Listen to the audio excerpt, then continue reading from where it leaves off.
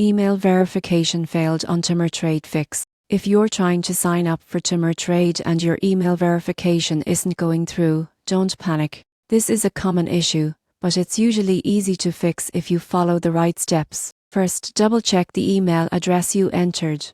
Even a tiny typo, an extra space, or a missing character can prevent the verification email from being sent. Accuracy is key. Next, check all folders in your inbox, including spam, junk, and promotions. Automated emails from TD Ameritrade are sometimes filtered incorrectly by Gmail, Outlook, or Yahoo. Once you find the verification email, click the link quickly, because these links often expire after a short time. If the email hasn't arrived, request a new verification link from the TD Ameritrade website.